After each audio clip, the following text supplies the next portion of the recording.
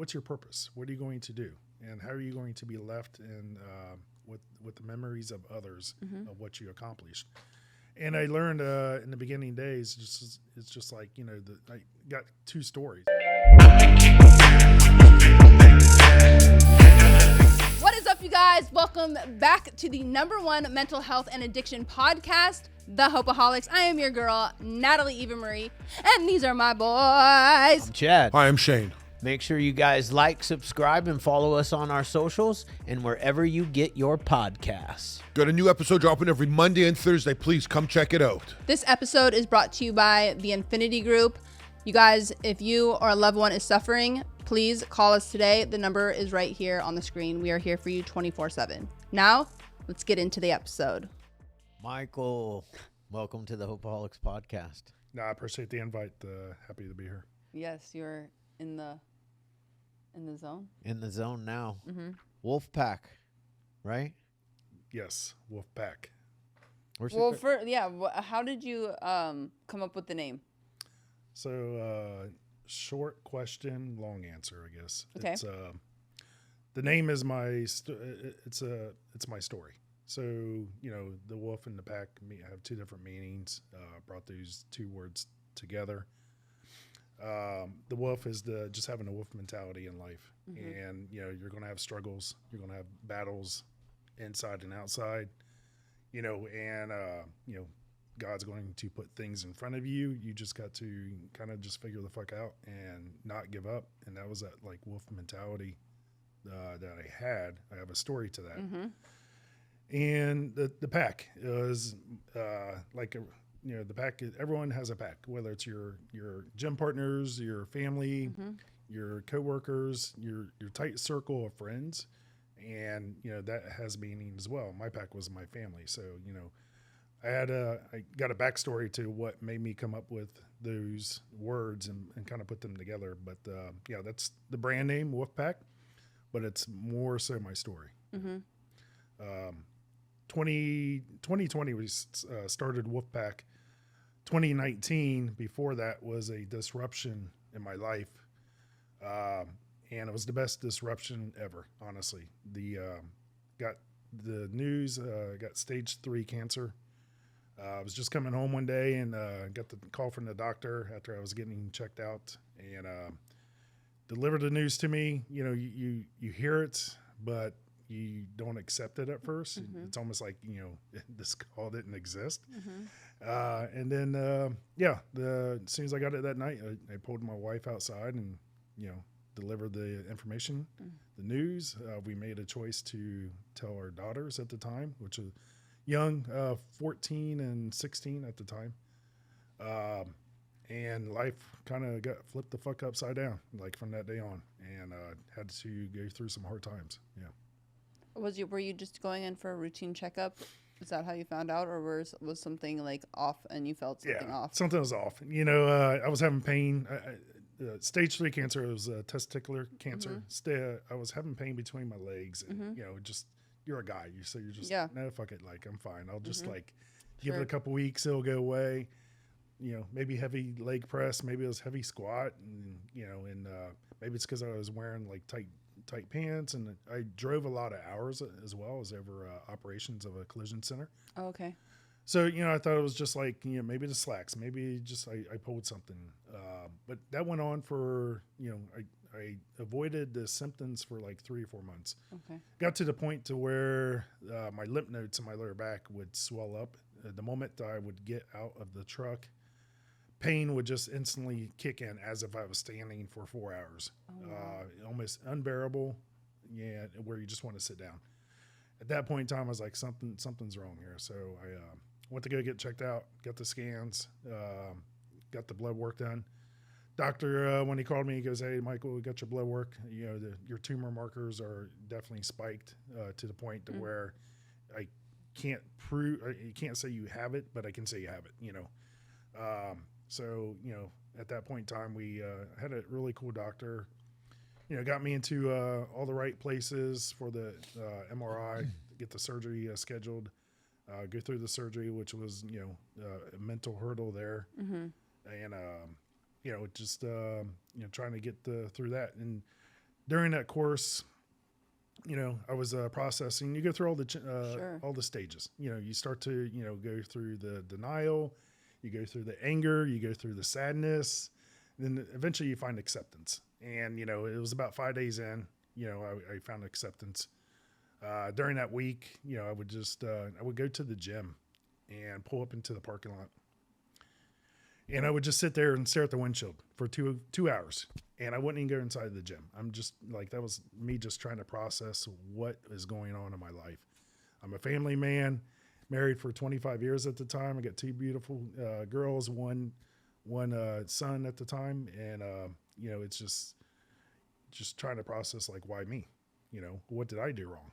And you start to question those things in your life. Like, did I upset someone? Did I, piss someone off? And it's just like, no, cancer doesn't discriminate. And it was just, it hit me and I have to go through it. So I told myself, like, listen, I'm going to just find normalization. I'm going to get up every day. I'm going to go to the gym. I'm going to go to the hospital. I'm going to get my treatment. I'm going to go to work right after the treatment. And I'm not going to tell no one, and I'm going to find the other side of that. And I told myself too, it's just like, on the rough days, the hard days, I just said, it's only a moment. It's not forever. And that was like the box I lived in. And it was just like, what do I got to do this hour? What do I got to do before I go to bed? So I kind of lived in that it's only a moment box. And until I got, to the other side, so that's kind of the wolf mentality that I had to get through. This episode is brought to you by Wolfpak bags. This gear is meant for anybody gym, lifestyle, to anybody that's on the move. I mean, I like to say that us here and everybody that tunes in, we're not average. We're always a wolf. They have all the goods that you need, especially for anybody that is looking for a bag to carry their meal prep, a lunch pail, anything like that. They have you covered. So once again, go to wolfpak.com, use the code Hopeaholics, save 10%, and join the pack. I had chemo. Chemo was like 5 hours a day, 5 days a week, all for 3 months. I got down to the last week, and my neck swelled up really, really large. And the doctor sent me up for a scan real quick and found out I had a blood clot in my jugular, and which is still there today. And it was created from the chemo. The chemo created the clot. Oh my God. So they wanted to take my port out of my chest and put it in the other side of my chest to finish out the last week. And at that time, you just you start to know your body and you start to know where you're at. You don't need a doctor to tell you. Sure. I was just like, no, I'm fucking done. Like, the damage is the chemo is creating more damage than is good now. Yeah. So I said, I made a decision to just, say I'm done. And, we took the port out, got the swelling down, and, I'm right back at it the next day. So you didn't tell anybody that at work? No, still to this day, unless they were close friends. I never opened up that story. I kept it internal to the family, did not tell friends. I always kind of was, short on the hair, and, it was in January, I remember, and I would just tell people, like, as I was losing weight, because it's hard to keep on because you don't have an appetite to eat when you're in chemo. And I just tell everyone, hey, I was just carrying, a lot of weight, and I just kind of wanted to thin out this year. And, my short hair turned bald, and it was about month 3. Eventually everything's good until my eyebrows start to fall out. Then my girls would take makeup and just paint the eyebrows on. And I just knew because I wasn't at a place for too long. I just knew if I just kind of kept moving around and just no one would notice, and a lot of people surface look anyways. They're looking at you, but they're not really looking. Yep. Yes. So surprisingly to me, I got through the whole stage of that without question, and no one knew. And it was a struggle. Get 25 hours of chemo a week. Sure. If you've ever competed, it's like being on prep and having COVID at the exact same time. It's just like you have no energy. You always feel sick, and I'm in a high-level position at work, trying to run operations, in charge of the financials. We had 10 locations, near 200 people, and it was a challenging time. The chemo would last until about 1 o'clock in the afternoon. I would leave Orange County, drive up to Riverside. If you ever took that drive in the afternoon Ew, horrible. before COVID, Yeah. fucking horrible. It's like 2 hours. That's where I got my facial done. I know exactly that drive. That was Yeah. yesterday. It was horrible. The drive itself is fucking painful. Fucking It's just- terrible. yes. But all you do is think. Yeah. So it gets you some good windshield time and think time. So yeah, I would just show up at a location, have someone see my face, and they just felt like I came from another box, another collision center. Sure. And I came from the hospital. Would hang out for about 30, 40 minutes, and then I would truck it right back to the house. Hit the house about 7 o'clock. I would just find a couch. Literally, I wouldn't even make it beyond the front door to the couch, and just find myself there until the next morning because I just didn't have the energy. So that was the wolf mentality to get through what I went through. And my back was my family that I didn't want to tell anyone. I didn't want that look that like the woe is me, or I'm so sorry. give him a handout, or I'm just be so sorry. Just no, I didn't want that. Let me ask you a question. What is the typical prognosis of stage 3 testicular cancer? Because that's pretty far into it. Yeah, there's one more number after that. It's not a good number. And it's not a good number. No. So yeah, it's based on tumor markers. Based on where your tumor markers are at, they were elevated to the point it hit the stage 3 level. They said the cancer was all the way up in my chest, and it only goes up from there.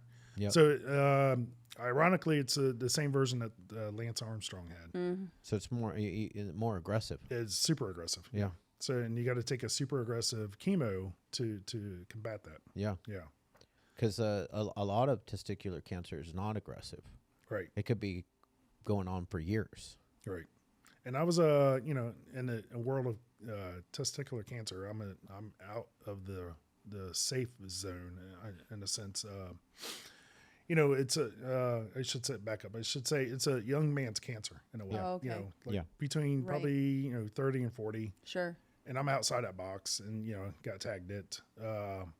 But yeah, and honestly, looking back, like if I would have listened to my signs and listened to my body, I would have probably been in a much more minimized spot for recovery versus the aggressiveness I had to go through. But that's just a good message for anyone listening. Like your body's talking to you. Yeah. Fucking listen. Yeah. Yeah. How did your family take it? Like anything, as expected. It was rough. It was hard. You're the king of the house. Sure. You're the Yep. you're the financial provider, and and that's your goal. You still want to like be able to provide and take care of the family, and it was an emotional challenge for everyone. There's a lot of highs and lows during that course because you just don't know. You're not in pain in a sense. I mean, yeah, there's pain, but it's just not like you just don't know the next week. You don't know the next day. You don't know the next month. You just don't know. So you go through that not knowing how long you have, and you just you're getting up every day and be like, okay, I'm vertical today. So then you do it again the next day. Where did that come from you to have that inner wolf mentality? Because it seems that you kind of came to that conclusion, obviously, by sitting with yourself and for 2 hours or plus at the gym when you would pull up. So where did that come from? Usually it stems from something. Yeah, I would say childhood. I grew up with no mother figure. I grew up with no father figure. Oh, wow. Bounced around from, family members, aunts, uncles, grandmas. So I had to kind of learn to, be my own provider. I kind of coined it like I was always told I was the lone wolf. I didn't want to rely on anyone. I didn't want anyone's help at work. I'll fucking do it myself. And I've always kind of carried that. My environment created that, and I just became that. And I'm pretty good at just like shutting off emotions and just like, when you go through a childhood like that, you just you learn to just put these walls up and suppress things and just fend for yourself. Do you have siblings? Yeah, so I have a half sister, And I just learned from the 23andMe, I got some other family out there. It's a sister and a brother, I believe. I've not talked to them, but just That's wild. yeah, the science and just that. So you really were the lone wolf growing up as a kid. Yeah. To create such a and my sister, I don't know if you met her. She was actually at the office. So large age gap there. You know, Okay. when I was 21, she was 4 at the time. Wow. Yeah. And I seen her going down the same path that I had to go down. And, you know, I knew the outcome of that. And it was not a healthy outcome. So at the time I was dating my wife back at that moment. And we made a decision to like bring her into our house and, you know, take custody of her. Oh, wow. So, you know, spotting the beginning days, it was just like, hey, let's take Hope. And then it was like, okay, let's let her go back to her mom. And then it was back and forth for a couple years like that. And we just felt like that wasn't healthy. So I went to child services and just kind of like, hey, how do I get custody of my sister? And they helped me through the process. Got tagged to have custody of her. And we were, you know, I was playing father and I'm also playing you know, brother. And I'm trying to figure out which one I am that day. And, you know, and it's hard to, you know, and my wife at the time, you know, we're all living together. It's hard to just overnight become parents, Sure. you know, and just say that, you know, hey, we don't have 9 months to plan for this. We kind of got to start now. So we're learning on the fly too. Just like, you know, hey, what do we feed her? Like, Yeah. we got to go shopping and then just get clothes and stuff. So, And you were young. yeah, we were. We didn't have the option to like live the decade of a 20-year-old in a sense. You know, we had to become parents overnight. Yeah. So yeah, and then today she works for us today. She does all the license bags that you see here, the Popeye bag. Yeah. So she's the one that talks to Popeye or the company and handles all those wow. conversations. Yeah. That's amazing. What's the age difference between her and your girls? Right. So since we were had Hope, we waited on ours, and there's probably I would say a good 10 years apart. Okay. You know? Yeah. So they looked at her though growing up just like a sister. Yeah, for you know? sure. Yeah. My oldest brother's 10 years apart from me, and it was like fantastic. My oldest sister is 17 years older than me. It's crazy, huh? That is crazy. Yeah. I'm the baby. Yeah. Your other girls work for you too, right? Right. So So it's a whole family affair. That's what it's been a blessing. Honestly, Yeah. because we can all like go to the same place. Doesn't feel like work. And you know, get to, you know, just do cool shit. My oldest daughter is got her hands on the apparel, by the way. Okay. And she does anything that's non-licensed when it comes to a bag. So the you know, neon leopard, you know, she would have her hands on that one.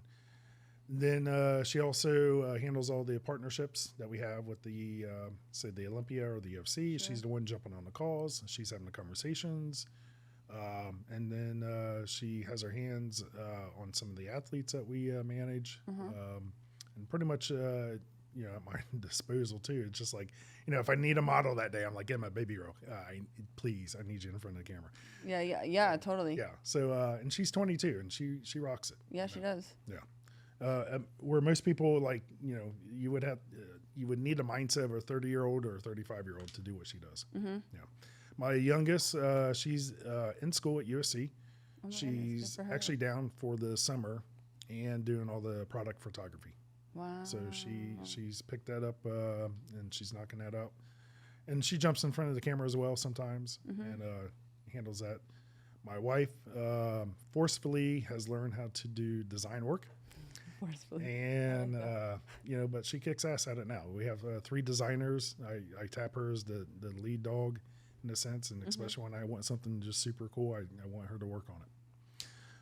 And then my sister, of course, handles the licensings of the bags. Then my son comes to work every day. He's homeschooled. He's 8. Oh my gosh. But you know, he gets to grow up in the world of, you know, mom made the SpongeBob bag or mom made, Totally. all these brands and cartoons and stuff that he's watching, and he gets to see that come to life. So it's super cool. That's awesome, man. I commend you, and I love family businesses. Mine is a family business as well. Any conflict in your family business? You know what? I think it's part of our success.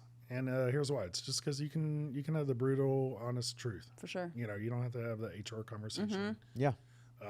They're rough conversations, but they get you to the finish line faster. Yeah. And about family too is like they get it. They see the big picture. They're all in. Yeah. They're an extension of me in a sense, and rocks in themselves. And yeah, that's been part of our success. And in the early days too, is just like since they're family, I didn't pay them for 2 years. Of course, totally. So I got to take that money and like compound it back into the brand. The company. Yes. Yeah, for sure. Especially for people that are listening. Your story is very, very inspiring and motivating on multiple levels. But a big one is starting your own business at 45. Is, I guess that the outside world would be like, you're insane. Is it because you went through such a massive life-altering, essentially life and death, where it's like it's game time. All cards are on deck now. Yeah. What are we going to do? So that disruption opens up your thoughts. Yep. And you start to, ask questions to yourself that you give yourself the answers that you don't like to hear, And one of the questions was, did you do everything in life you wanted to do? Did you make your mark? And I that question would go through my head all the time. And it's just like, no, I have not made my mark. I did not do everything I wanted to do. And you start to question, okay, how do I fulfill this answer? What can I do? And I was very successful in the automotive business, 25 years in, was a partner as well, and just making money you can't spend in a month's time. And it's just like, it wasn't passionate anymore. It was just like a job. So I was like, hey, if I had to do it over again, something that could make my mark is the only thing that would come to mind is to start a brand. A brand could be bigger than me. A brand could outlive me. A brand can still be me, even if I'm not here. And I was like, that's the answer. I got to start a brand. So, and I didn't know what I was going to do. I just knew that was what direction I had to go toward, was to start a brand and, and hand that down to the girls. So, during the course of the chemo and, processing that and, recovery, I start going through that question. Okay, what can I do? So in the beginning days, I was like, hey, it would be super cool to like start an apparel company. Then it moved over to like, it would be cool to do supplements and, my business mind would kick in. I start to learn. It's just like, no, apparel is like really hard.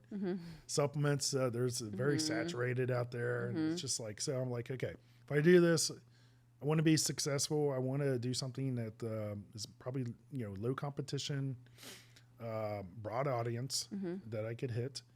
And the only thing come to my thoughts was, a bag. I was in the gym seeing, these bags on the floor. I'm like, there's something right here. These bags, I could probably do bags. Bags have a higher price point. I have automotive money to back me. I can probably leverage this into some type of brand. And as we're working through the conversation, I learned about using the Velcro and the patches through my girls. They would get the brand new Hydro Flask, put a sticker on it.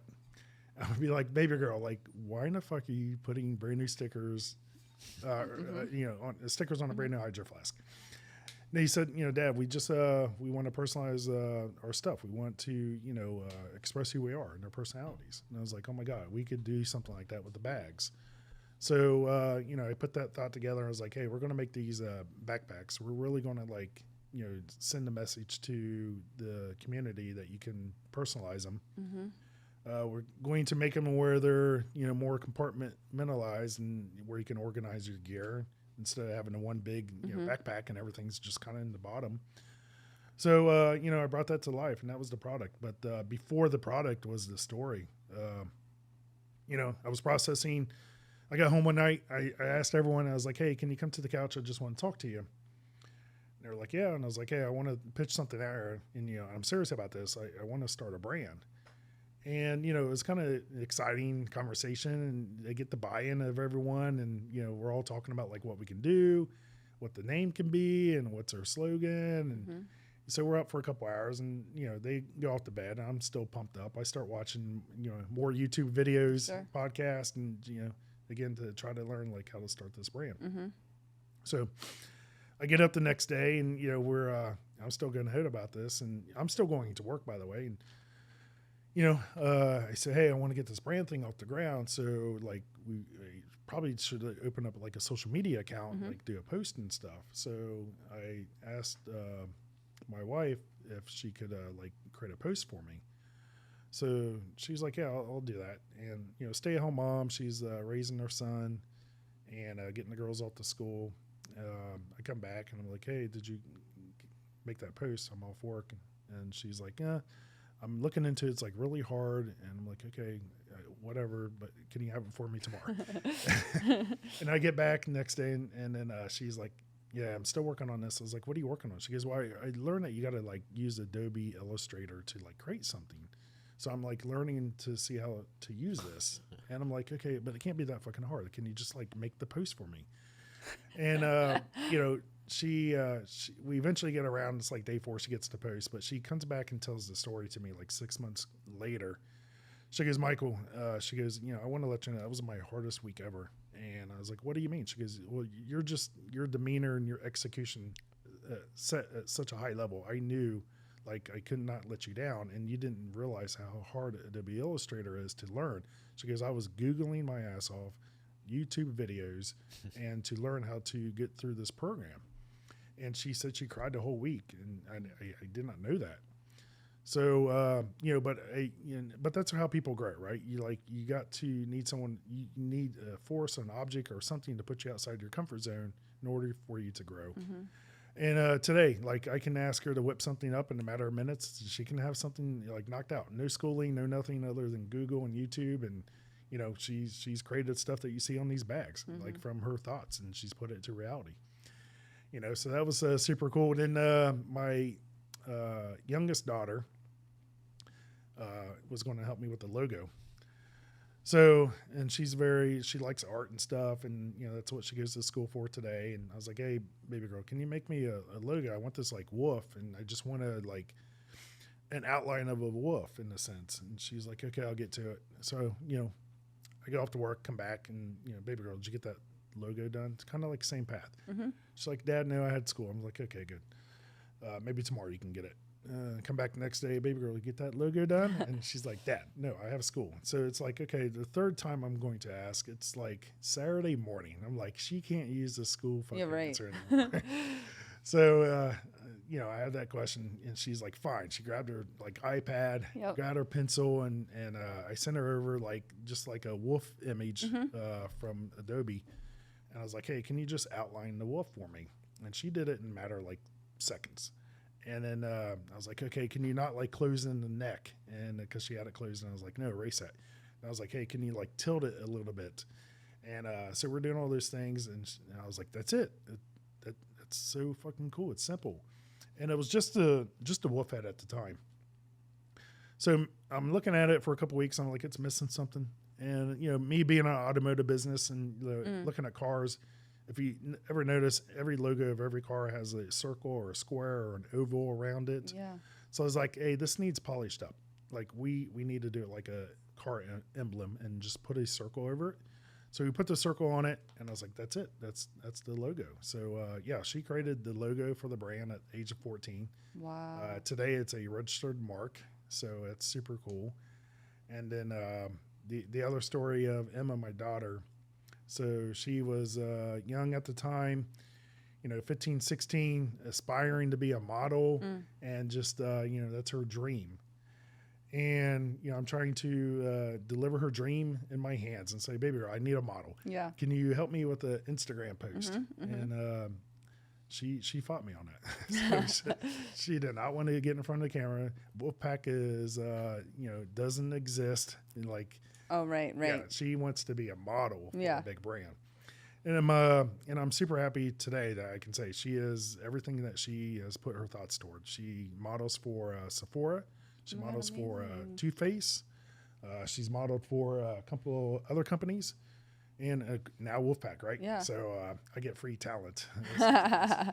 But yeah, so we had some hiccups during that moment. I had to get her mom involved and just say, "Hey, I need a picture." Yeah, yeah. She wants to be a model. Let's fucking start this show. Yeah.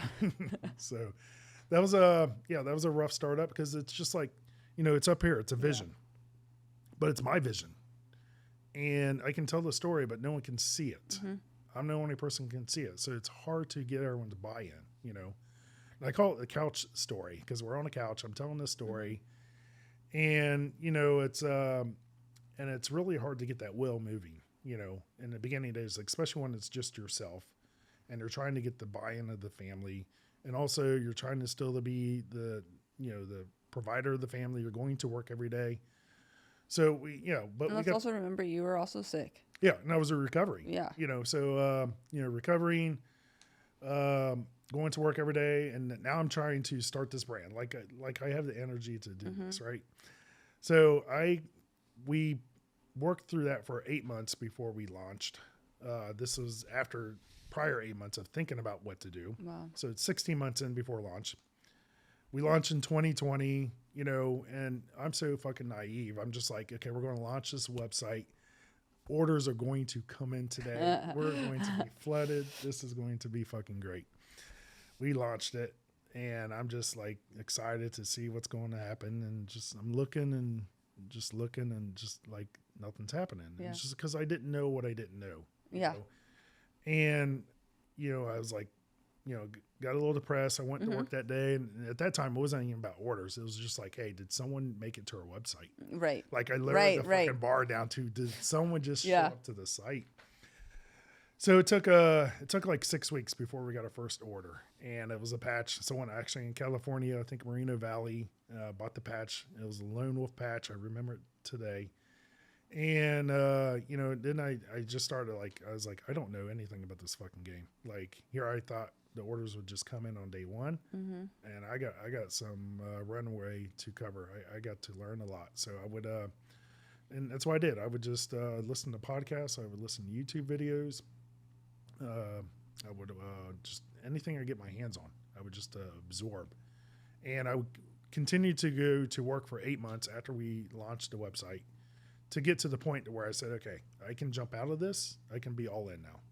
And that was a good turning point for the brand. We were doing pretty good on month 8.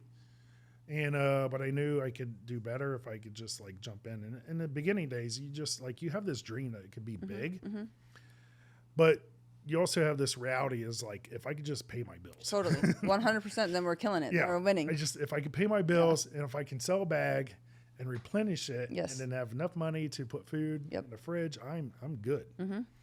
But mentally, in your vision, it's like, you do want it to be big, of course.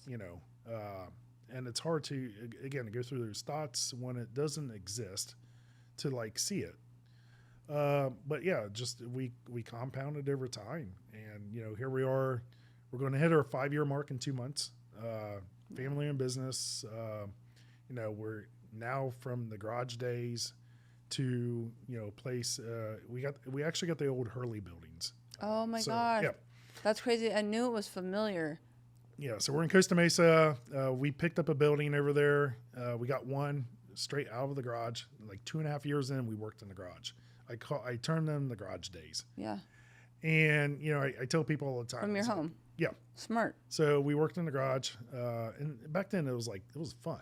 Yeah. Because there wasn't any responsibility. For sure. I mean, it's fun now, but now there's fucking bills. Well, and then your overhead, you're saving so much on overhead. Yeah, from just the fact that you're in your home. Exactly. So you're killing two birds with one stone. So it's just like we're packing orders. Yep. And listen, in the beginning days, the garage days, it was just me and my wife. For sure. Girls are in school. And, we got to the point to where it was exhausting because you had to work in the business before you could work on the business. And packing the orders, as much as you want the orders, they were just in the way. Yeah. And we're working from our house, and we didn't know who to bring in to help us. So we would pack orders up until like 7 o'clock at night. And then I take them over to UPS, I drop them off, I come back, and then it's like, okay, now we can work on the business. Now I can take product shots. You can do an ad for me. We can answer some emails. And 7 days a week in the garage. and work until 9, 10, 1 o'clock in the morning sometimes. And not paying ourselves too. Right. You know, we're just like, how do we compound this? Yeah. I have a question on the garage days, because I love garage days, man. That's like the real deal right there. That's how you make it. Right. And you might not be able to answer this question, or maybe you will, because you go back, the first person that bought, you probably know that person's name, because you probably have it not bought the lone wolf patch. Do you have a all-time best sale day, month, week of bags out of your garage? Yeah, it was the Christmas moment. And again, I didn't know what I know today. And you don't realize the compounding effect of just the orders. It's just like, okay, if we got 200 orders in and we can only get 180 out the door, like you start to learn your bandwidth of what you can process. And we're like, okay, you're only negative 20. And then the next day, 200 orders come in. And then you can only do 180. You're negative 40. And you start to chase that. Then like Christmas moment kicked in, and the buying behavior where just people just want to buy, right? The 200 went to 400 really quick. And it was just like, wow, what are we going to do? Like it got to the point, it was mentally fucking draining. Like to go to bed exhausted at, 11 o'clock at night, your hands are aching, your lower back is hurting, and to wake up and punch the clock again and do it all over again, and no, you can't get out of this. You're swimming farther and farther and farther out. We got to the point, we just called our girls. We like, and we was like, hey, any friends you got? Like, I'll pay them fucking cash. Whatever we got to do. Like, that was a big moment of the garage days of just like, we got to get these orders out. Because I started feeling bad because I was like, these are Christmas gifts. Totally. And like people are counting on this shit. Sure. So I was getting emotionally attached to like the purpose of this purchase. And, so we had some late evenings and we knocked it out. And we would look outside in the driveway. It would just be mounds of bags. And we ran that way for the 2.5 years. And we made a lot of enemies in the neighborhood. Because it turned into like a mini fucking warehouse. Yeah, for sure. There. And we would have box trucks coming in, dropping off supplies, dropping off like picking up orders. And then the city got called in and tried to shut us down a couple times, and it was during, right after COVID, and we were just trying to survive at that time, So we had to get through those hardships, and then we finally found a box over where Hurley was. And because of COVID, I think Nike bought Hurley, so they kind of disrupted the whole box over there. So they did. Yeah.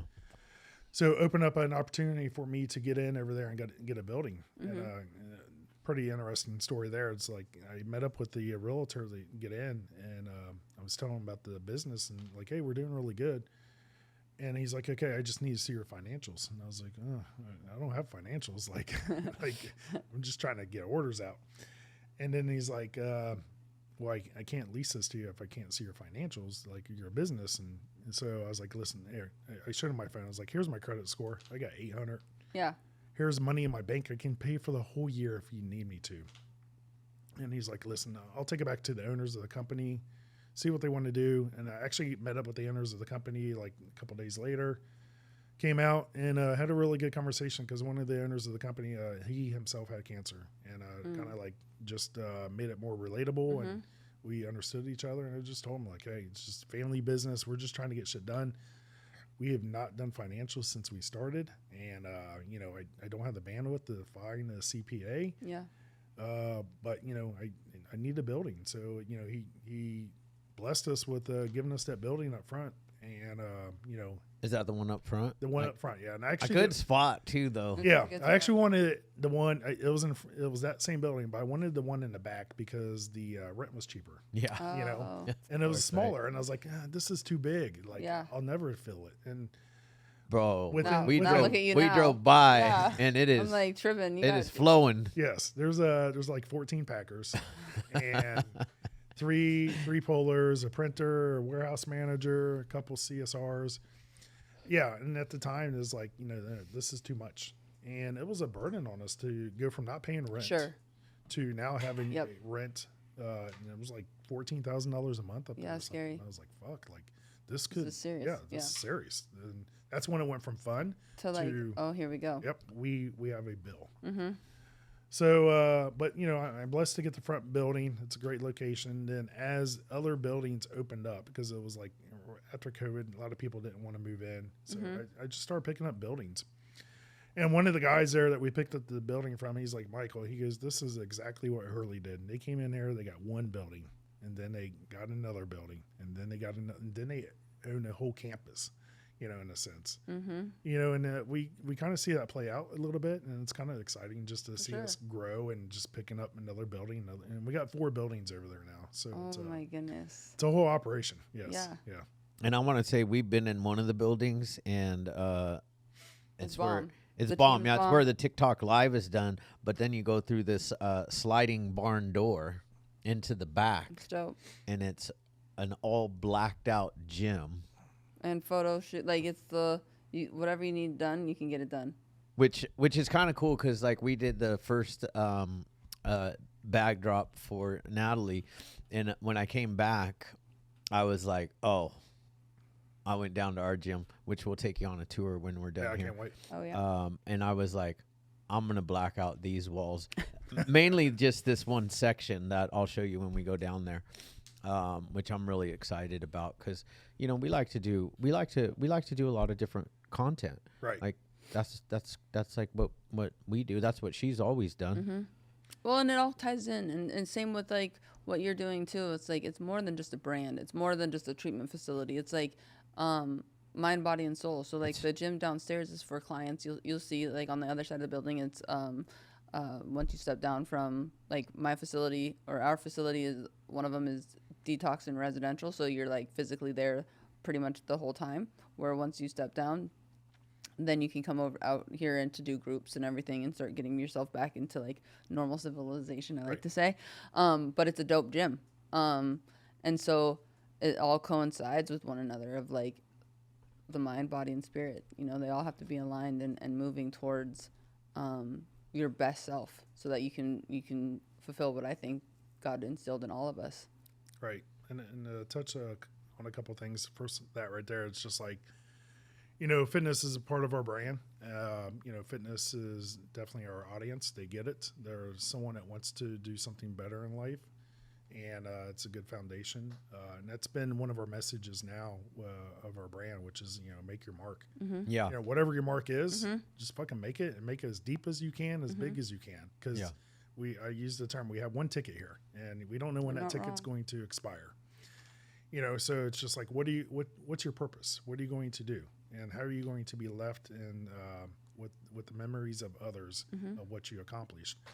And I learned in the beginning days, it's just like, you know, I got 2 stories. One was my disruption story, which we touched on, and you come over that hurdle. And the other story is exactly Wolfpak, which is, you know, sending the message that anything is possible. You know, I stepped out of the automotive business, and I did not need to, making dumb money to go start something that had 0 money and 0 chance of, you know, success or failure. It's just like it was undetermined.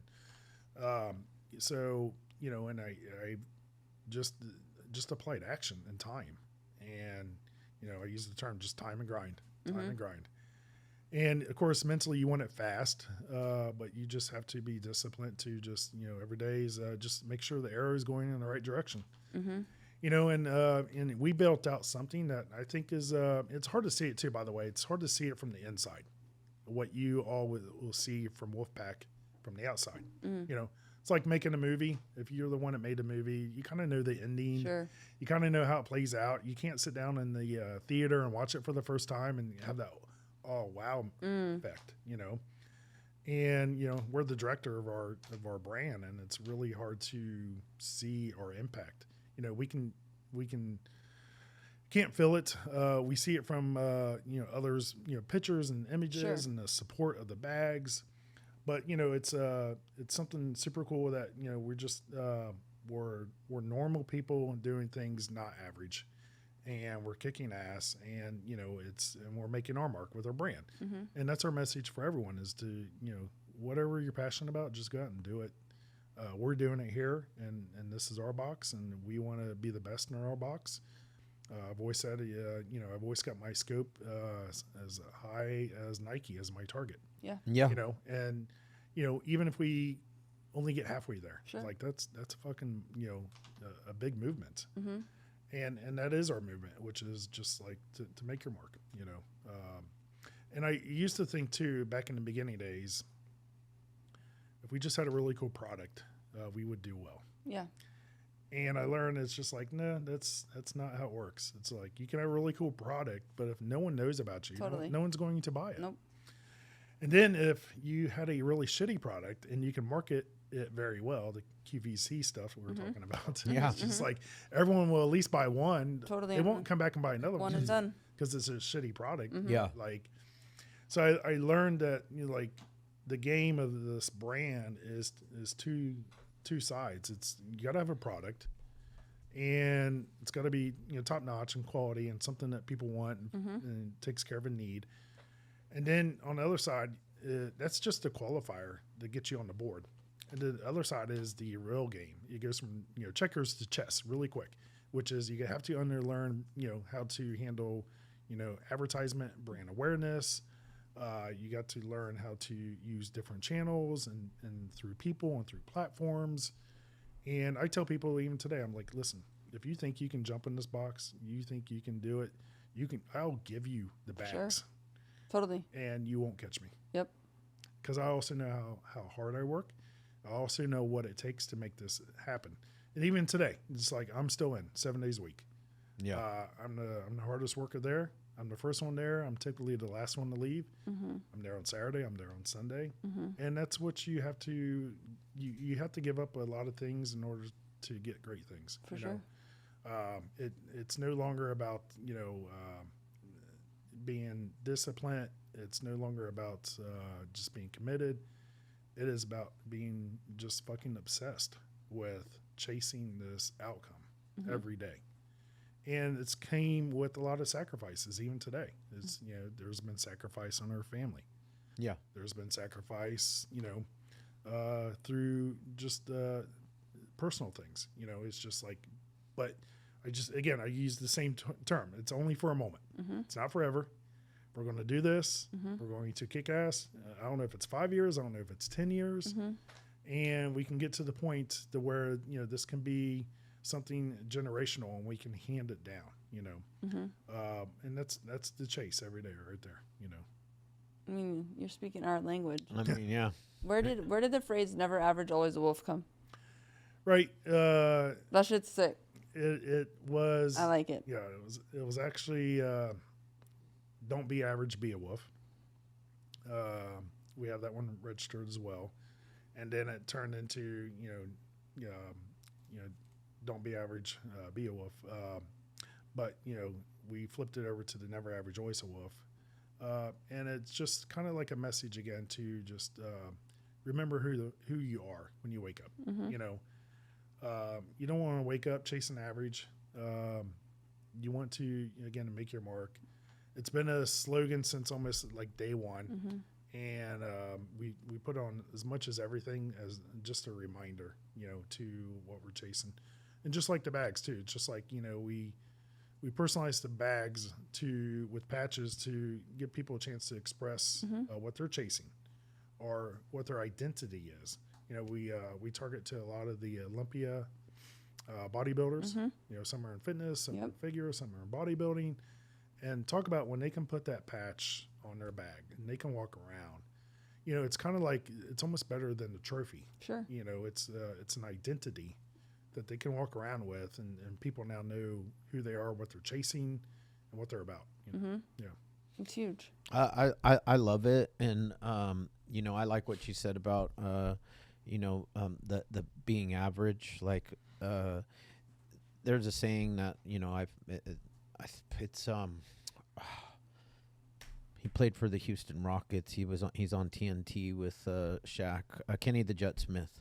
He says extraordinary people are just ordinary people that do a little extra. Right. You know, and that's what like all of us do. You know, we get up and we do a little extra. Like, I definitely not going to chase average. Like, I don't want to be average. Right. Average people complain. Average people give up when things get really tough. Average people don't stay up until 10 o'clock and trying to get out every single bag out of their garage. You know, and that's a choice, you know. it is a choice. It takes Everybody. It takes a moment for that to trigger inside, you know, because it could be the disruption. It could be your environment. Totally. It could be your friend and your conversations. And then you all see this too. It's just like there's always going to be bad in life. Always. And you can dwell on that. You can saturate yourself in that. You can become that. And that is a choice. And sometimes that side's much more powerful than the other side, which you got to be disciplined toward and go back over here and say, hey, let me be grateful. Let me be blessed. Let me have gratitude to all the things that are working right now. And we had these messages in our conversations in our brand and our family too. It's just like, listen, there's going to be hard days. There's going to be bad days. You know, but the non-average, the chasers, the dreamers will continue to just push through. We got another line that we use often now, which is, you know, fuck feelings, chase outcomes. Dude, we do.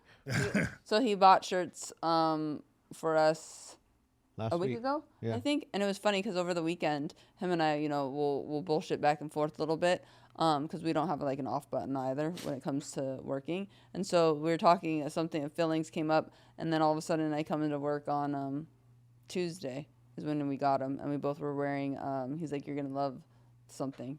And then I got the shirt, and I was like, oh my God, this is hilarious because it's everything. Fuck feelings, chase outcomes. Right. And then speaking of feelings, it just triggered my thoughts. You know, the first couple years of Wolfpak, you know, I'm running on fumes every day. Sure. You know, and the feelings are definitely out the fucking window. And you know, you know, coming off of you know, cancer, not having something to produce testosterone. Sure. And I was not getting any type of therapy or injections of testosterone for about 3.5 years. Oh. Yes. And, you know, just because you get to the point where you just like, you're so like committed, dialed in, obsessed to get this brand off the ground. I literally lived off pre-workout. That's hilarious. I pre-workout morning, pre-workout afternoon, pre-workout fucking night. And passion fucking got me through. You know, just fucking just seeing this brand come to life. You know, and eventually I got over to the Hurley building, and I was like, man, I have to get checked out. Like, I am just dead ass tired every day. And yeah, it was year 3. You know, I finally got checked out and testosterone therapy, and you know, still have tired days, but you just gotta just like fight through them. It's just you know, hey, you're gonna be fucking tired. You're gonna not want to do it. And you know, I use the analogy of the gym all the time against the brand. You know, there's times where you're not going to be at your best when you're in the gym. There's going to be times where you somewhat want to talk yourself out of it. There's going to be times where you didn't get all the meals in. Yeah.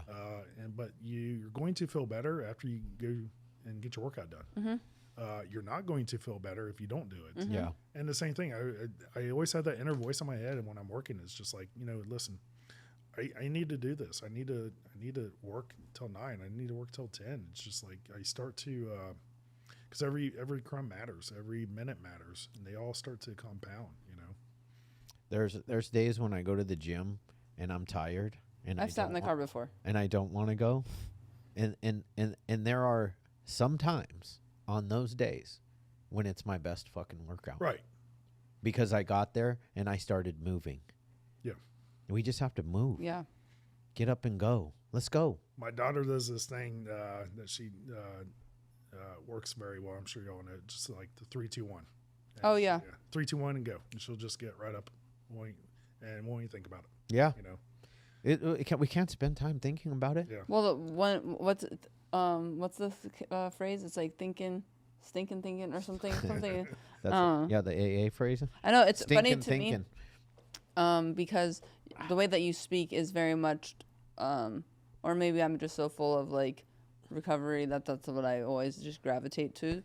But you speak, the mentality is very like 12-step-ish in a way, but also 12 steps is a direct reflection of the Bible. So it's like the mentality of, if you sit, like, never average, always a wolf, right? Or a lot of times it's easy to sit in complacency. It's easy to stay in the job that you hate. It's easy to stay in a relationship that is like, okay. It's easy to just, but you're not happy within, and you know that there's something aching at you to do more, but you don't move because based upon fear or whatever. That's why I love your stories, because you created something at 45. 45 is super young, but a lot of people think that they have to have it all figured out and can't start over. And you had a family, you have people to feed, you have a house, a mortgage, all of the things that require someone to go out there and provide. Right. And you chose to burn the boats, burn is the what boat I like to and say. go. Bet on yourself. Bet on Always. yourself. Always bet on yourself. Yeah. Well, you gotta prove to yourself first before you bet on yourself. But you gotta, you know what I mean. Like, I am always willing to invest in myself and put the money on me, because Always. nobody else is gonna do it as hard as I do it if I really want it. Right. You know, and it's like, you didn't come up with a plan B. You weren't like, after what do you call it? Well, after your cancer, when you had that moment, there wasn't any other choice for you. You were at a point where you're like, I don't want to just have an ordinary life, and this is how it's going to end.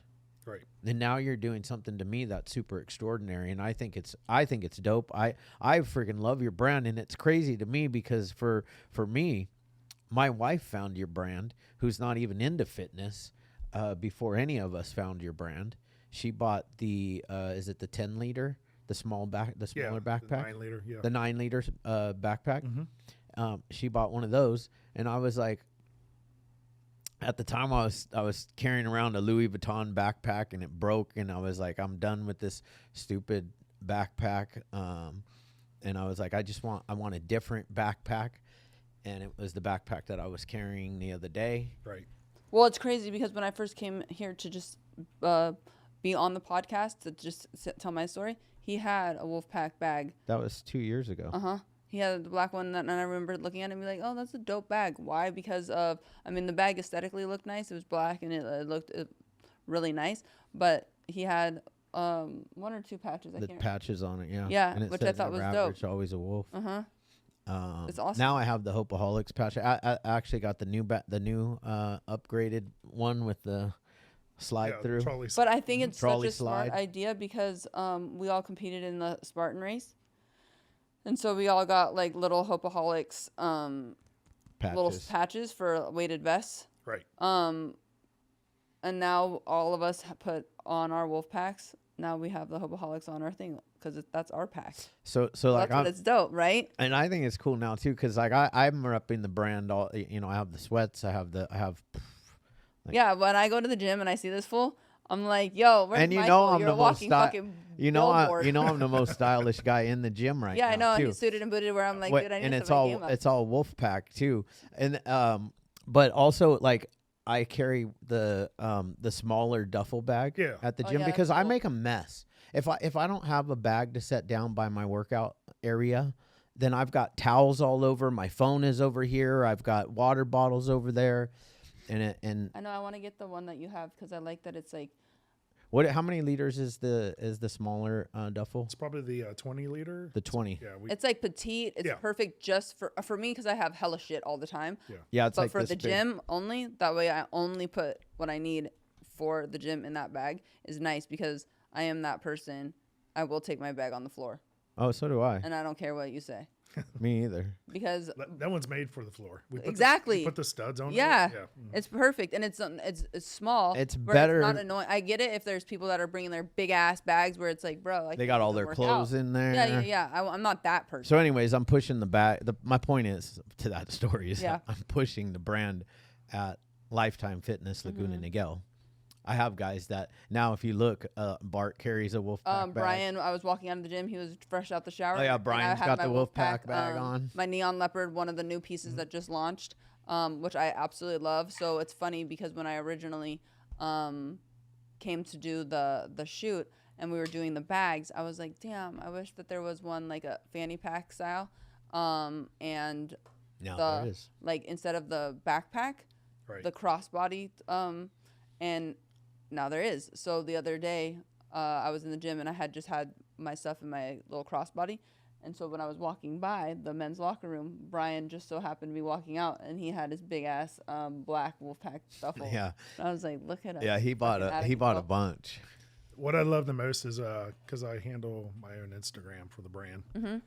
I love seeing the pictures, the DMs from the customers, and they'll be in the gym and they'll put like bags Sure. together, Yeah. and they'll be strangers. Yeah, but Oh, really? Oh, yeah. the- it's relatable because Yeah. like, oh, a pack member, let's get a picture, and they'll say, hey, I ran into a pack member at a gym I didn't Cute. know. You know? Community.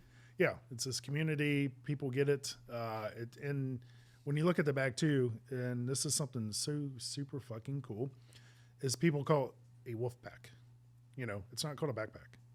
They go, You're so right. yeah, you got a wolf pack. You said it when you were telling me your story. They had a wolf pack over their shoulder, you know, and that's a dream come true, and that's something I couldn't force. I thought about in the beginning days.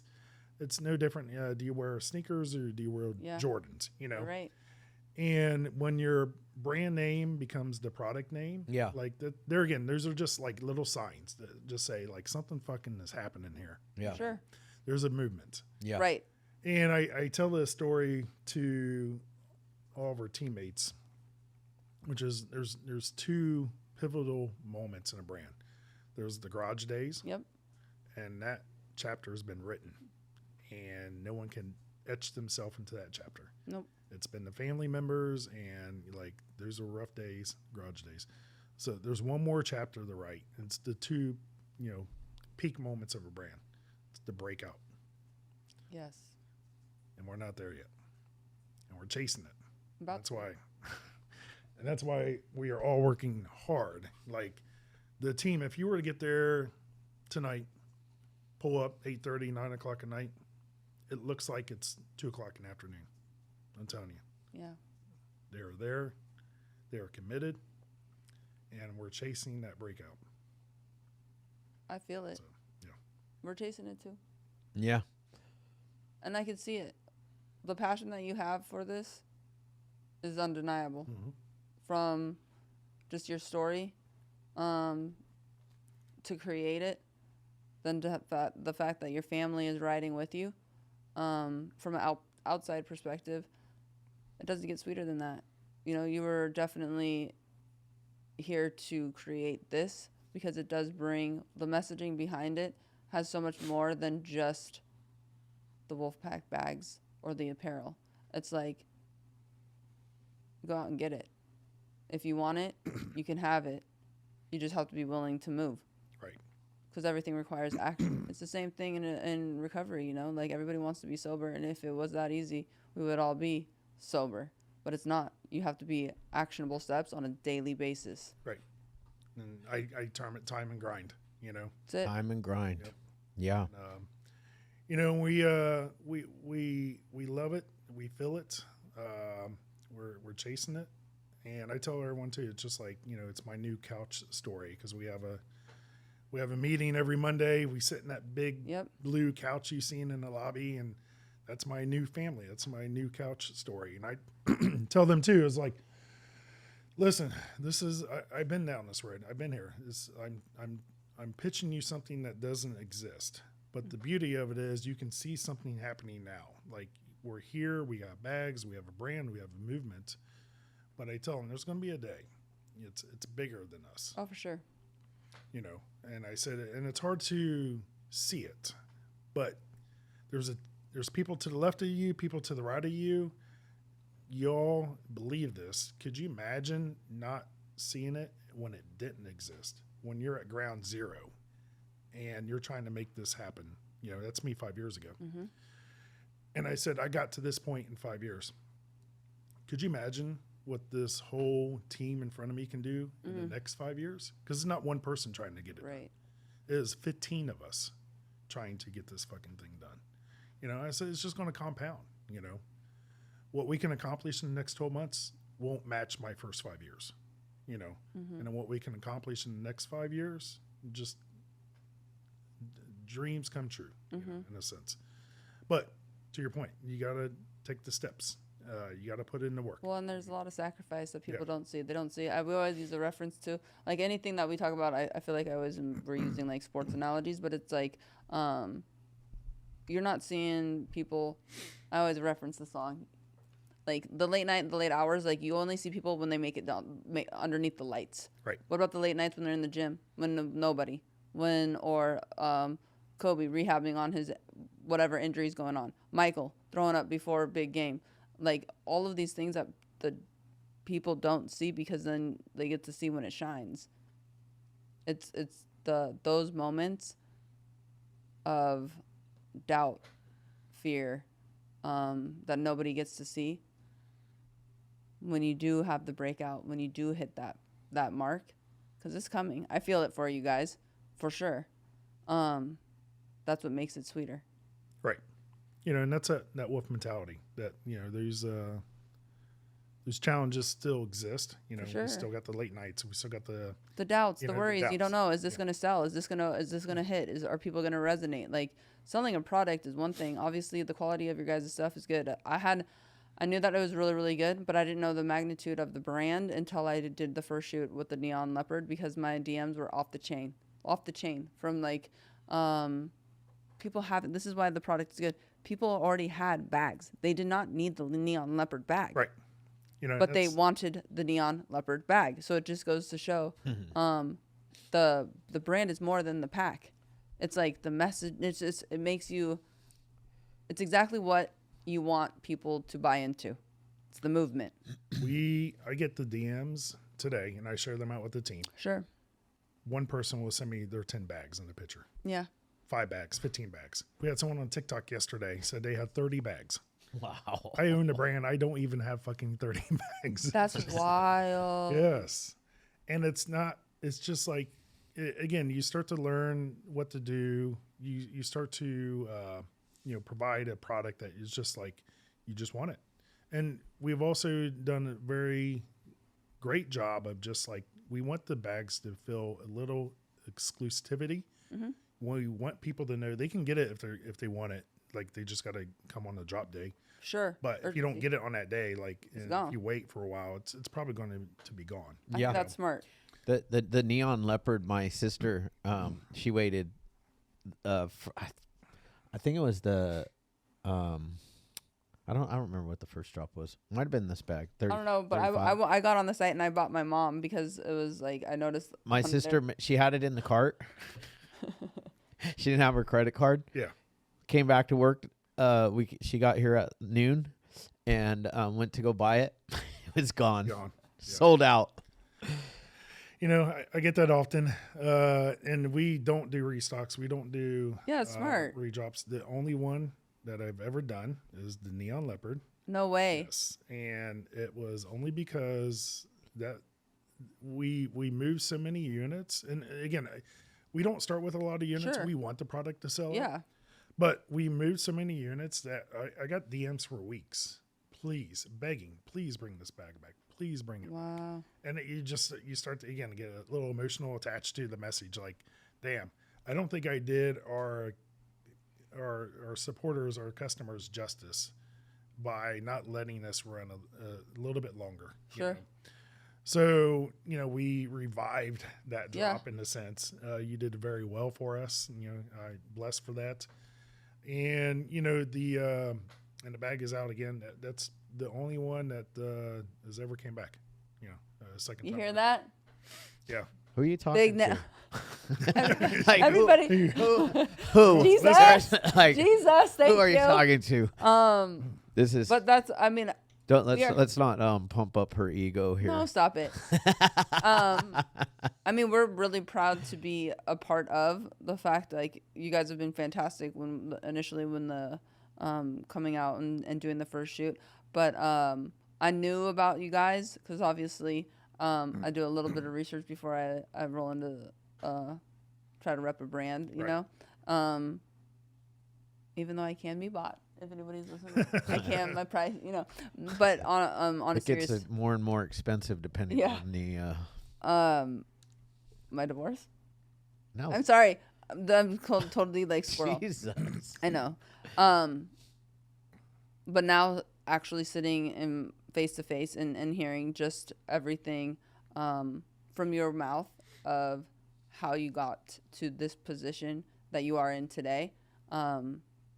Makes me love the brand even 10 times more than I had already done, because obviously the team you established is fantastic. So, you know, give yourself a little bit of a pat on the back. I know that you're a wolf and you don't even take days off and all these things, but at times it is important for you to take a beat, take a breath, and be like, damn, I'm doing it.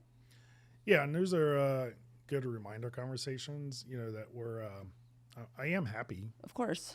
But I'm not satisfied. Sure. With where I'm at. It's just like you're chasing the chase, and the chase never goes away. Always hungry, honestly. never satisfied. It is. And, you know, too, it's just like, you know, and I get the same reply back when I share my story. It's just like, oh my God, I thought I loved Wolfpak. Sure. Now I am just immersed into like the brand. And I was very sensitive not to share my story. I would never do this in the first couple of years. Even some of the people at work did not know what was going on because I didn't want my story to be the success of the brand. Yeah. And I wanted to go to bed at night knowing that if we made it and got successful, it was just because the team, the hard work, the creativity, you know, the push, the grind, the long hours, the 7 days a week, that's what got us. And it got to about year 3. And I said, hey, I want to put the story out. And I'm putting the story out not because I wanted to create a hype around the brand. It's because as I shared my story with close people when I was going through that moment, I learned that everyone has a story. 100%. Yeah. Everyone has a hardship. Everyone came out of a dark place. Or some people may be going through it and you're talking to them and you don't even know. Yep. You know, and they're just holding it together. Yep. You know, and I realized, like, fuck, like, you know, it's just not me having a hard moment in life. Like, life in general is fucking hard.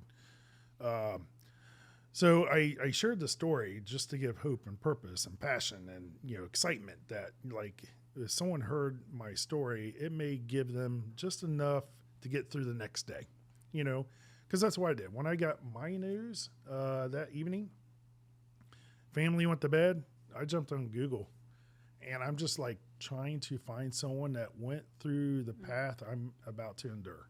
Yeah. And how did they get out to the other side?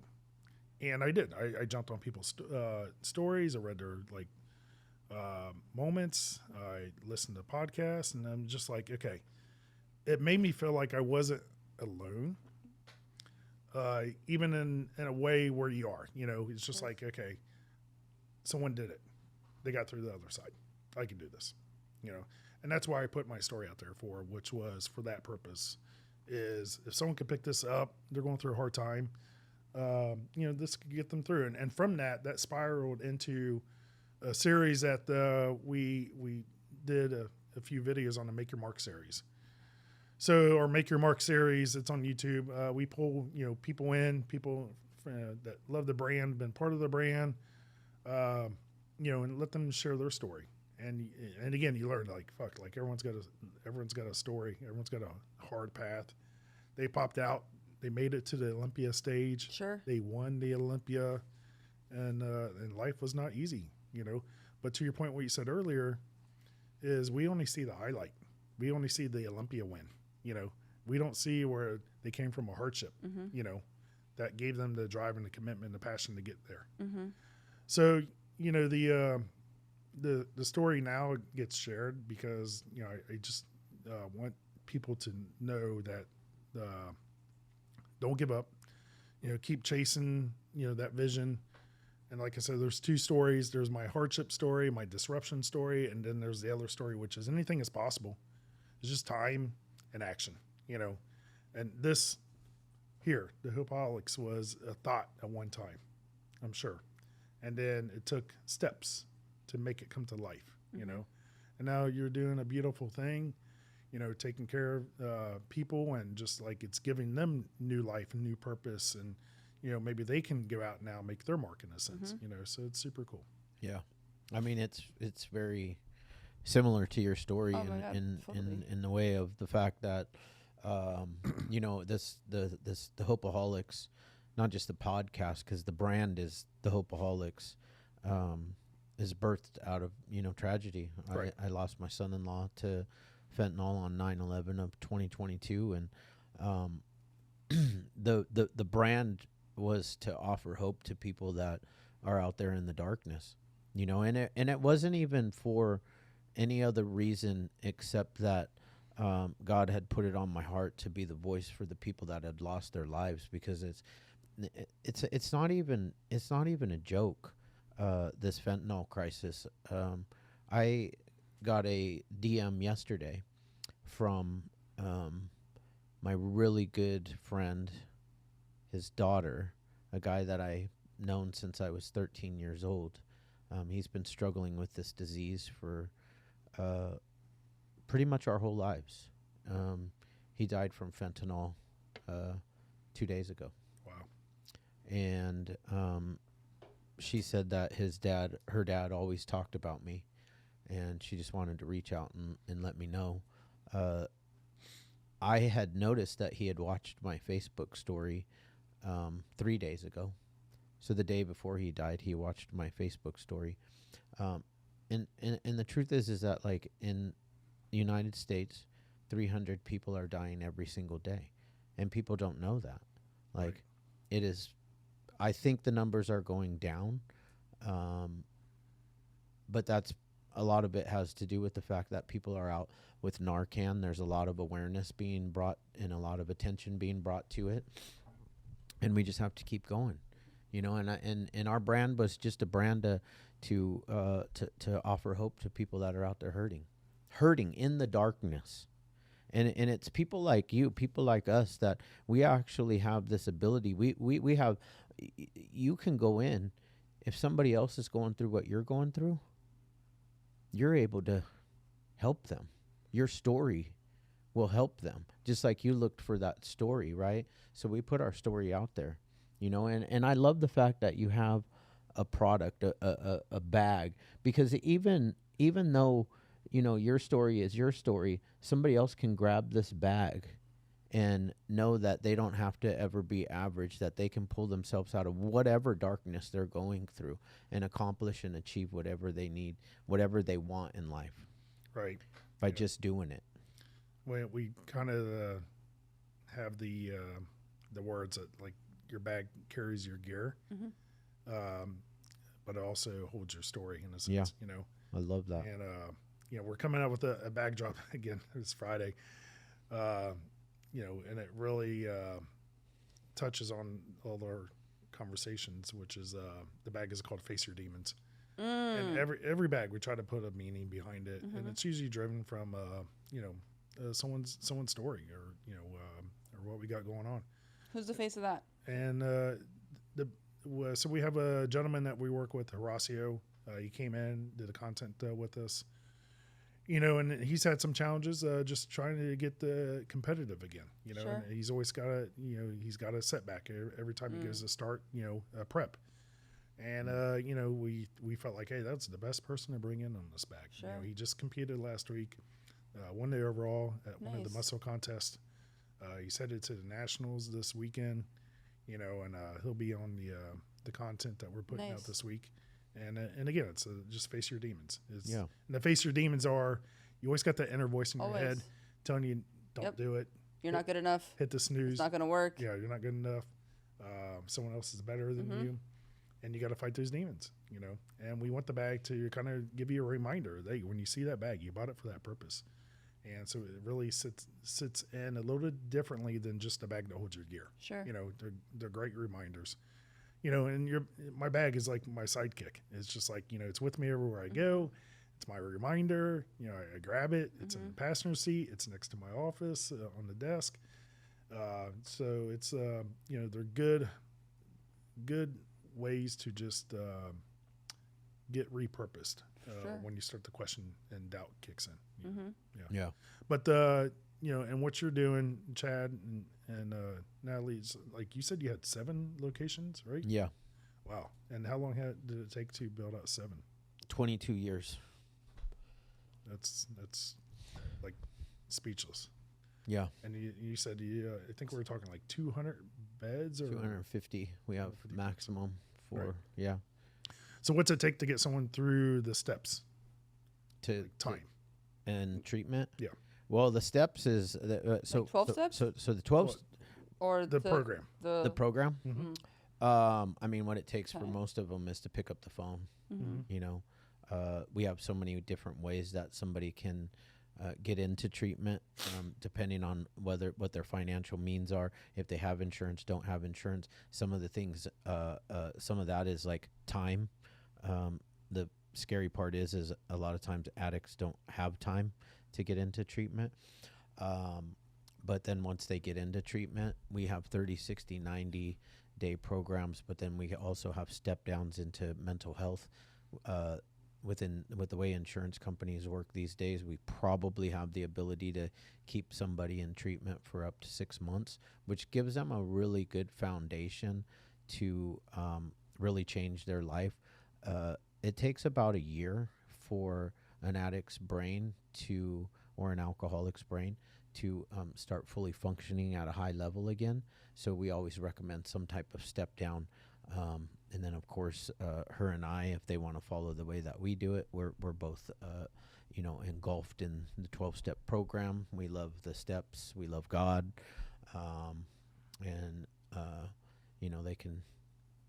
We'll show them the way. But it- time. That's But crazy. it's time. Yeah. But it really is it- time it's- and the it's- willingness. It's time, and truly we believe that, we only have today. Mm-hmm. Right. So I could wake up tomorrow, and if I don't do the same stuff that I did today, I get a daily reprieve. My disease can come back in just like yours. They call it a relapse. Right. And it's happened to me. 9 years clean and sober, owner of a treatment center. I stuck a needle back in my arm. Wow. Struggled again. What got you to that point? Was it like Stop doing his program. Stop being spiritually fit. Ego, God. Thinking that he was the shit running it. Became Running and gunning. became Thinking he was- successful. Mhm. I'd never been successful. Yeah. I mean, in high school, I was probably because I was already a drug addict in high school, voted most likely to not succeed, and then I succeeded, and things got really good, and celebration? Kicked in? celebration. I told God I could do this on my own, that I didn't need any outside help. I told the program I didn't need any outside help. And the other part about, the steps and stuff like that is like, you don't have to believe in God. You don't have to No. believe in the same God that I believe in. But we do need we need a power greater than ourselves. Mhm. And if that power is just the three of us ocean? in the room, the ocean, Love. whatever it is, Whatever love, you can think of. we use that.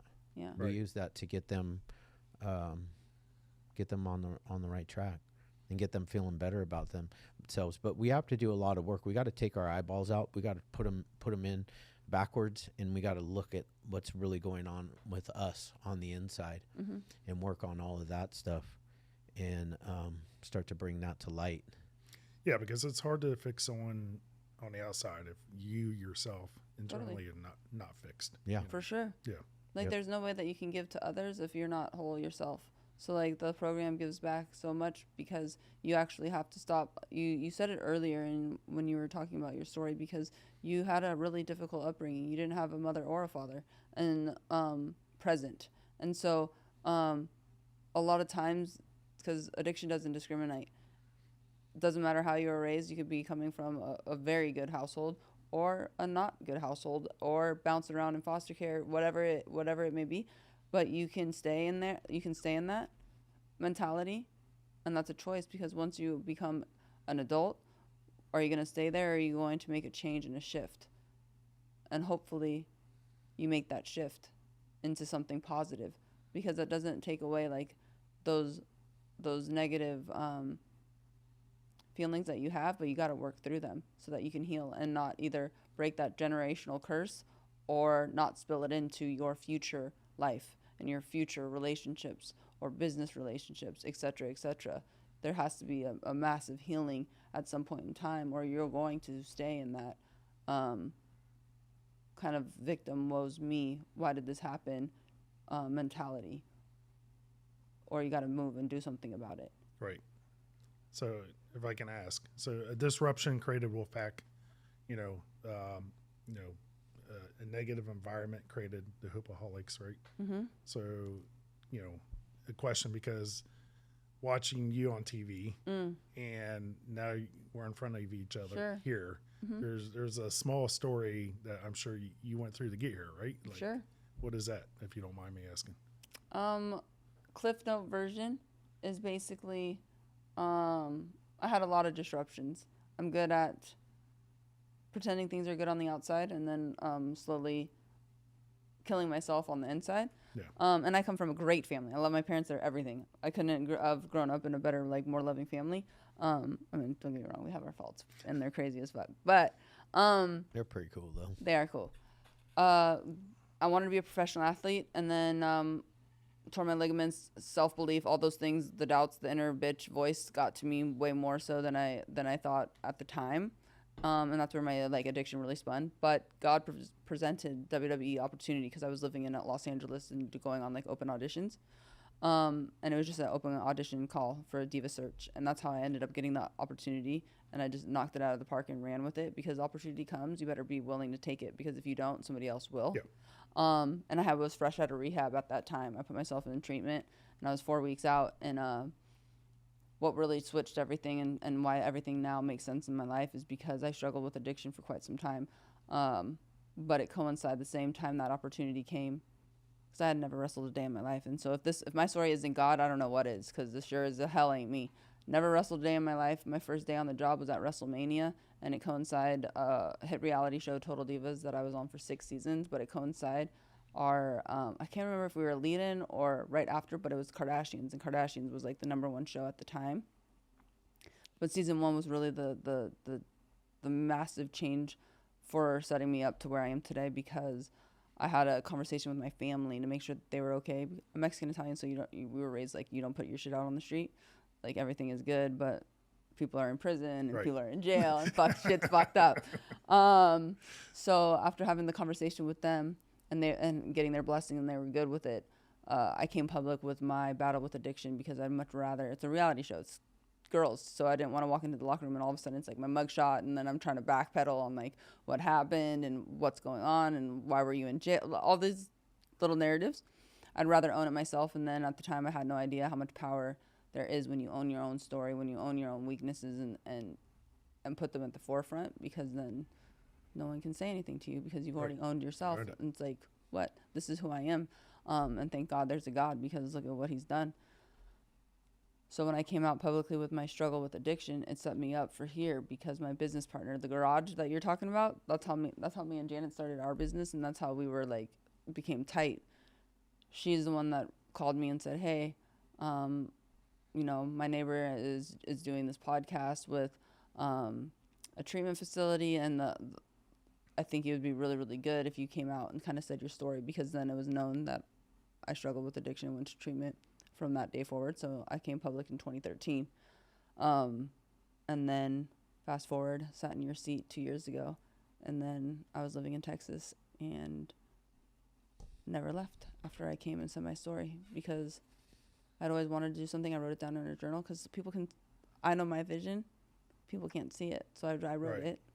it over a decade ago now, that I wanted to do something within treatment, and I didn't know what that looked like, and for God to put in front of me a team that could make that happen. And lo and behold, because it happens to me a lot. Janet calls me and says, come on this podcast, but I was already living in Texas because I went back to WWE in 2021. I didn't want to do it. I was like, fuck. And she never asked me for a favor or nothing. I was like, I don't want to go, bro. I don't live in California anymore. Like, come on. And then also at the time, I remember being a dick. I was like, what podcast? Can't find it. I don't even know where it's at. I don't think it exists, dude. She's like, I swear I'm not setting you up. I was like, all right. So when I rolled out here, couldn't be, thank God I said yes. There's some things that I think we walk into, and like, if don't avoid or don't not listen to those little voices that are telling you like when something is good. And usually for me, like I knew when I went and auditioned for WWE and Total Divas, I knew I killed it because I had that feeling of I knew it, and it lit my soul on fire because it brought back all of the things that I was missing from a sport, like the competitiveness, the camaraderie, getting to travel, to give back because WWE does a lot within the community. And then that's how I felt when I came here. I was here the whole day. Like, they definitely utilized me the whole day, meaning we did the podcast, we did a workout, and then we did a Recover Out Loud, like, live event. So cool. We brought Cali Muscle in just for the day, too. You guys talk about you did the most. But, hyped up. Yeah. But when you say like how you are and how you get, I can see the emotion and I can see the passion when you talk about what you're doing.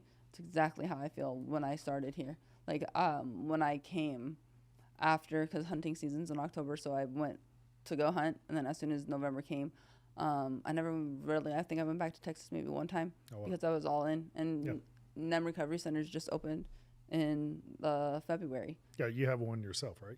With him With him or with the group, with Infinity Group. Okay. I partnered with the company. I've never been more. I mean, I know I was talking shit before we sat on the mic because you're hitting at a moment of going through the divorce. So like, I guess technically chaotic personal life. Never been more fulfilled. Never been more peaceful. Never been like so content and happy. I guess happy. I don't really like that word because I feel like it's always fleeting. Like just like feelings, they come and they go. It's only momentarily. But like, am I fulfilled? Am I doing something where I feel like am I making my mark? Fuck yeah, I am. If I died right this second, I'm good. fulfilled. Yes. It's so cool to learn and understand. Like it was the hardship that creates something special. For sure. Because as you said earlier, people get complacent, Mm-hmm. and then there's no reason to change. Yeah. But it's must be. It is touching to just see like how many individuals y'all get to speak to, work with, and reset them to a different position in life. Yeah. Mm-hmm. and hopes that they continue on that message and they have their story now. Sure. And it just keeps breeding out. But you do the same because people are now going to hear your story. And I know a lot of people that do get diagnosed with something, maybe not cancer, but maybe something that they think is going to take them out, or they think they can't overcome, or they think this is it, where it's hearing someone like yourself. And not only did you fight cancer, stage 3, while working at the same time, but also creating a vision and asking yourself a really tough question and looking yourself clearly in the mirror and saying, like, am I fulfilled? Am I doing what am I living to the maximum, like, purpose that I'm supposed to be here on this planet? Because we get one ticket, like you said. Yeah. And you answered it truthfully within yourself. And that's why you're filled with so much passion and sitting in that seat today, is because you actually had the courage to move and change your job from making a good amount of money to then all of a sudden go all in, bet on yourself. Right. And to touch on this too, it's just like I didn't know anything. Like I didn't come with an education of how to start an e-commerce brand. Yeah. I used the comparison to those that are in fitness. They typically have a coach. Yeah. Coach tells them how to train, Sure. what to eat. How many Yes. protein, carbs, fats. Yeah. And it's just like all you got to do is become the doer. You don't have to be the thinker. Sure. And when you're a brand owner and driving this brand forward, it's like I don't have a coach. I don't have someone tell me what this is. Don't do this.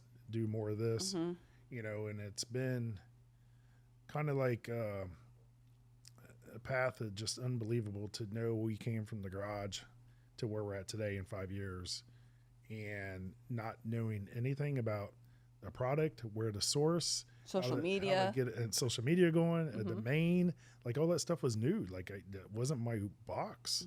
I didn't know anything, you know, to athletes, to websites, to advertisement, to, you know, getting, you know, content done, and Totally. everything was new.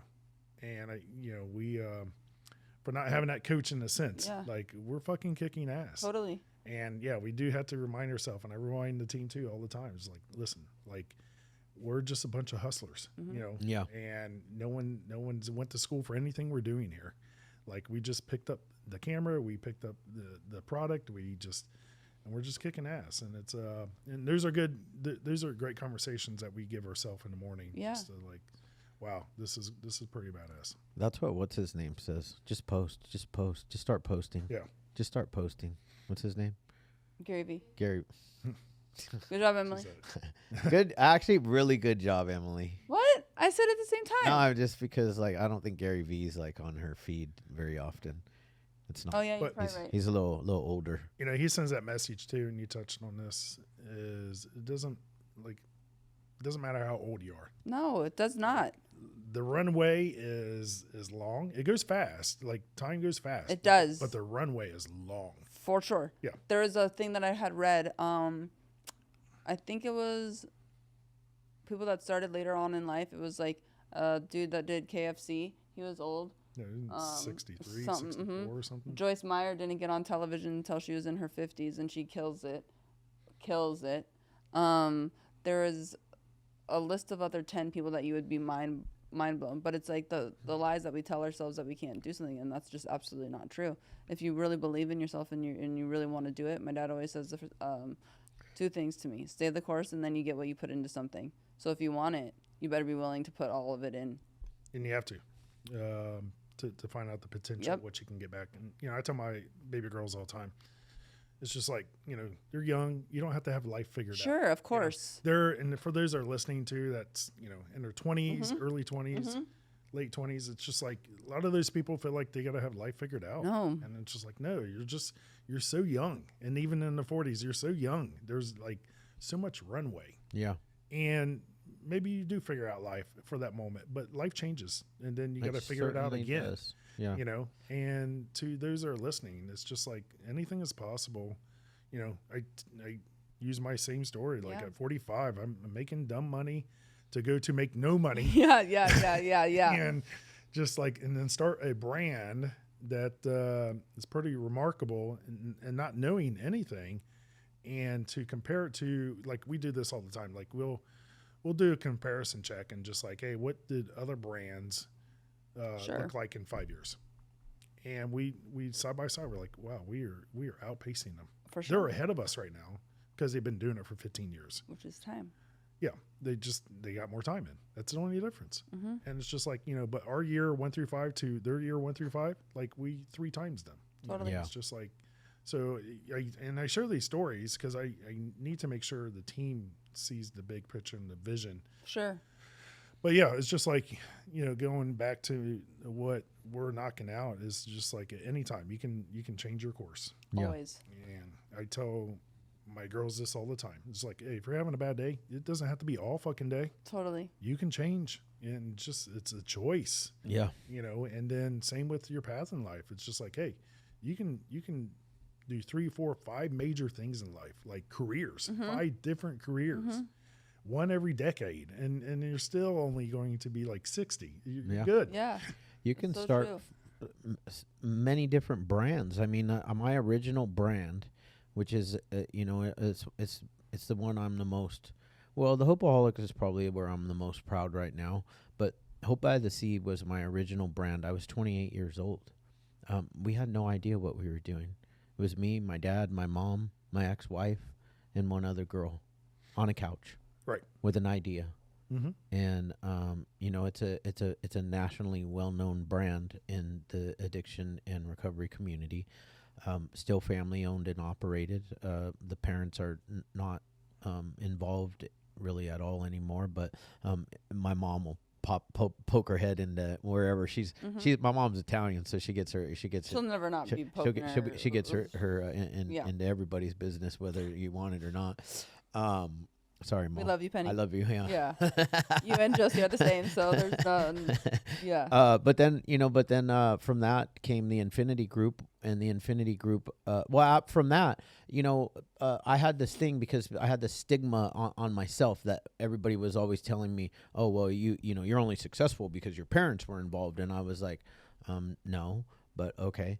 That was my mentality. So I needed to prove it to myself that I could do it on my own. So I went and bought a treatment center in Newport Beach, which I had turned around and made it extremely successful in less than a year. And then I met my team that I have now because they were working at that treatment center. And from that, I created the Infinity Group, which the Infinity Group is a management service company that manages all of our different brands now, including NEM recovery centers, which is like dope to me because, if you would have told me, I don't know, 5 years ago that I would have a podcast, I would have told you, fuck no, I'm not even interested in doing social media or a podcast.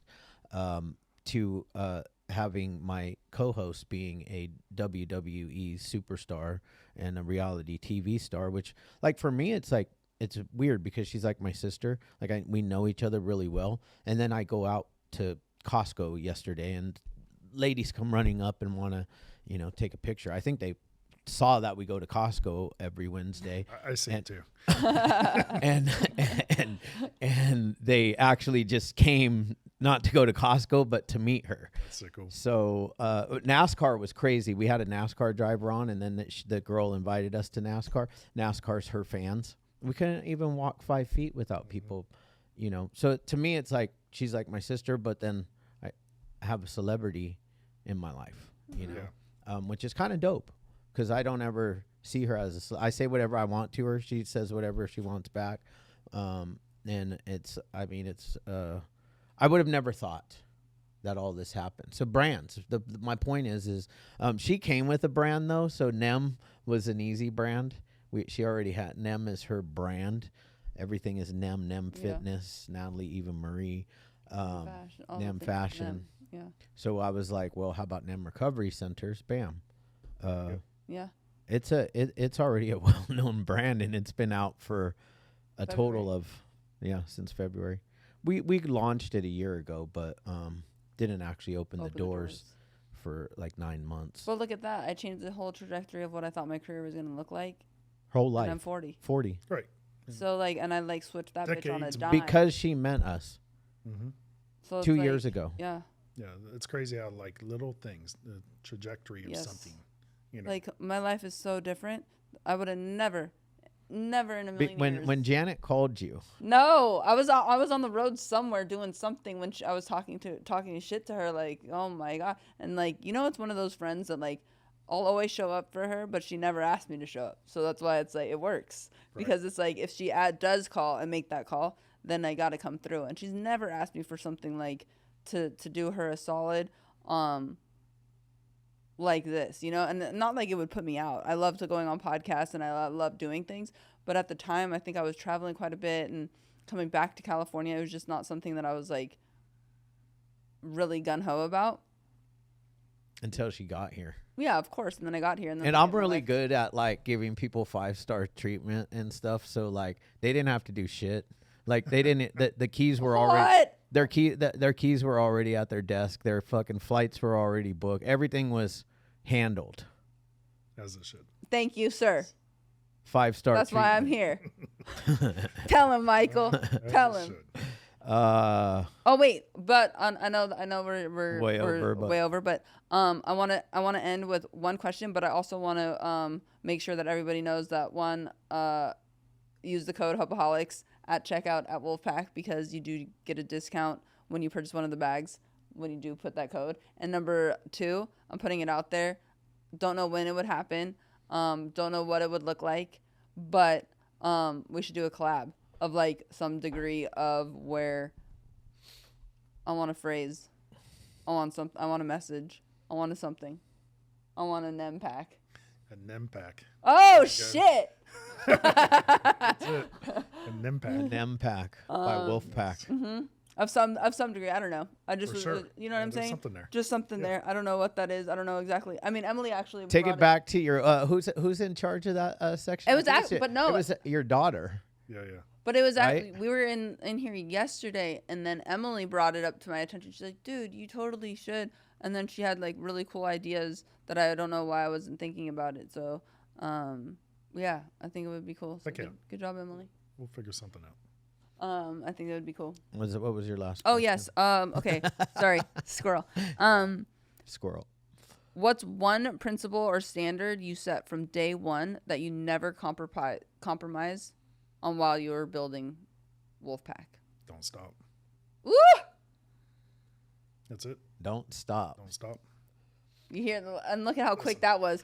I work Can with I- that. That a baby. Is this So- one? Are any of is this one still? Yeah. Do you still have some bags left? Yeah, yeah. Like this is my favorite one though that because dope? you guys, it's Popeye. Yeah, like, and my wife when I married her, she was literally olive oil. So my wife's like way Oh my taller than me. gosh, She had totally black looks hair. like olive We used to call each other oil. Popeye and olive oil. So That's- wolfpack.com guys. Hopeaholics. Code. Hopeaholics always. Yeah, I use this term a lot. Is the train goes on, No matter what. no matter what. I've hired friends before, Sure. and it did not turn out well. Yeah. And you got to have hard I know. conversations. It's the worst. You know, we've had rough family Sure. moments, and you know, and the train fucking goes on, and it has to. Yeah. It has to. And you know, we'll come back around to those other things, and they'll mend, and they'll get For sure. better, and you know. But yeah, that's what I told myself all those years when I'm doing it by myself and taking the bags to UPS and going down to the storage unit where we would, you know, hold the product. I would just be like, don't fucking stop. Like, it will pay off. Yep. Don't stop. I would It just does. keep telling myself, don't stop. And I tell myself that today. It's just like, you know, when I'm tired, just, no, don't stop. Just keep going. Yeah. And, no, but I do want to, you know, wrap up my message. Yeah. If that's okay. And just Of like, course. you know, for those that are listening, for those that have heard our stories, our hardships, our struggles, our disruptions, that, you know, I say this life is long, but it goes fast. We only do have one ticket.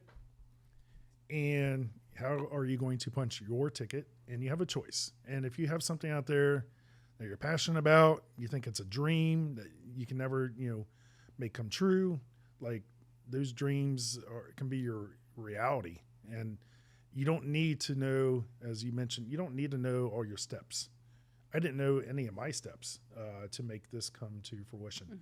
I just knew what the next step was. It's just this one step right here.